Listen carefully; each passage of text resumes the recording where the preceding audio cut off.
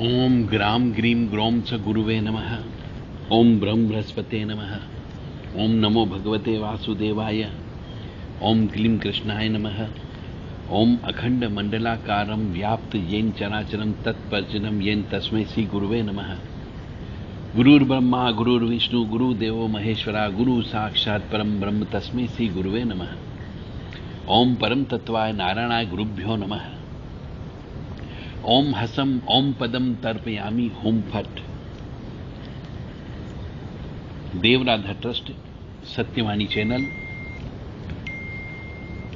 आज हमारे सामने एक अजीब सा प्रश्न उत्पन्न हुआ।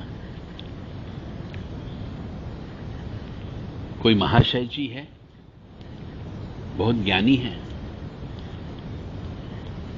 उनने एक प्रश्न किया है कि गुरु और संत के होते हुए भी मनुष्य इतना दुखी क्यों? बिल्कुल सही बात है। जिनने प्रश्न किया उनने अभी तक बोला कि मैंने अभी तक 5-6 गुरु बना चुका हूं,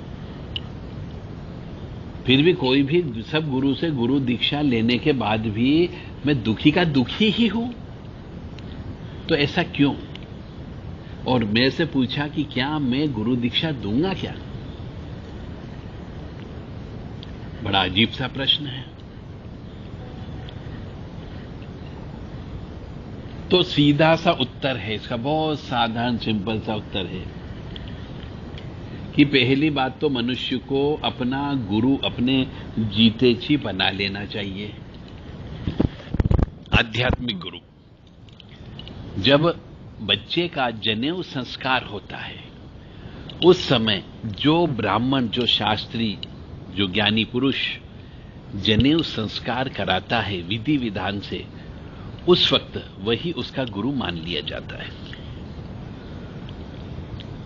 फिर आगे विवाह के समय पे फिर उसका एक नया गुरु बनता है। और फिर यदि वो कोई गुरु दीक्षा लेता है, आध्यात्मिक पढ़ाई करता है, तो उस समय पे फिर उसके गुरु बनते हैं।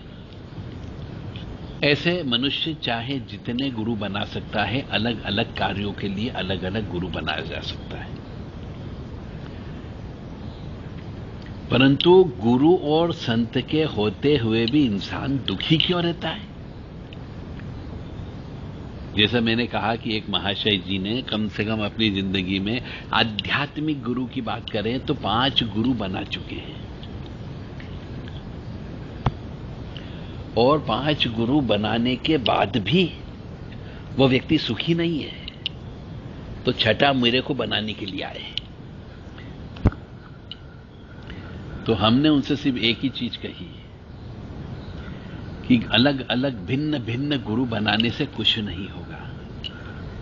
किसी भी इस भाव सागर की नाव में किसी एक की नाव में बैठ जाओ तो ये संसार की भाव सागर है, इससे तर जाओगे। किसी भी एक गुरु के आदर्शों पर चल लो। कोई भी एक गुरु जो तुमने 5-6 बनाए हैं उनमें से किसी एक गुरु के आदर्श पर चल लो। केवल गुरु जी के पास जाकर के एक दिन गुरु पूर्णिमा के दिन चले गए, उनसे मंत्र लेकर के आ गए और फिर बाद में आपने कभी गुरु जी को पीछे मुड़ के नहीं देखा, तो ये कोई गुरु दीक्षा नहीं हुई।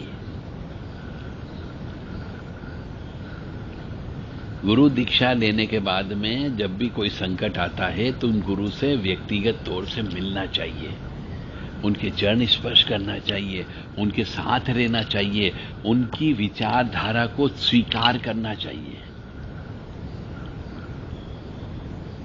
मनुष्य क्या करता है? संतों और गुरुओं के केवल चरण छूता है, परंतु उन संतों के और गुरुओं के जो आचरण है उन आचरण को छूना चाहिए, उन आचरण को एडाप्ट करना चाहिए, आचरण को आत्मसात करना चाहिए और गुरु के समक्ष समर्पण कर देना चाहिए। पर व्यक्ति ऐसा नहीं करता है, सिर्फ एक मंत्र ले लेगा और बस जप कर रहे हैं मंत्र से। फिर अगले साल कभी इच्छा हुई तो पहुंच गए गुरु जी के पास में गुरु दीक्षा लेने के लिए, रिन्यूअल कराने के लिए, अन्यथा फिर हो गई बस, नहीं जम रहा, उनसे काम नहीं जमा तो फिर दूसरा गुरु कर लिया। तो किसी भी एक गुरु को पकड़ो, उस गुरु के आचरण पर चलो, गुरु की क्या उद्देश्य, उन उद्देश्यों को पूरा करने में अपना तन मन धन लगाओ, तब जाकर के आप दुखी नहीं रहोगे। अन्यथा गुरु और संत के होते हुए आपने गुरु दीक्षा भी ले ली, फिर भी आप इंसान दुखी इसलिए रहता है कि गुरु के जो कार्य हैं, गुरु के जो पद चिन्ह हैं, गुरु की जो इच्छा है, गुरु जो बोलता है, उसका जीवन में प्रयोग भी करना चाहिए। इसलिए इंसान गुरु दीक्षा लेने के बाद भी दुखी रहता है। और गुरु से साल में 3-4 बार मिलना चाहिए, व्यक्तिगत तौर से मिलना चाहिए, ऐसा गुरु बनाना चाहिए। खैर ठीक है, तो प्रश्न का उत्तर सीधा सीधा ये हो गया। प्रश्न यह है कि गुरु और संत के होते हुए भी इंसान दुखी क्यों? तो सीधा उत्तर यह है कि लोग बागों ने, मनुष्यों ने संतों और गुरुओं के आचरण पर चलना बंद कर दिया, बस इसलिए आप दुखी हो। तो गुरु और संतों के जो प्रवचन देते हैं, जो ज्ञान बांटते हैं, उस ज्ञान को आत्मसात करो और चलो, तो आपको दुख नहीं होगा, अन्यथा दुख की प्राप्ति अवश्य होगी।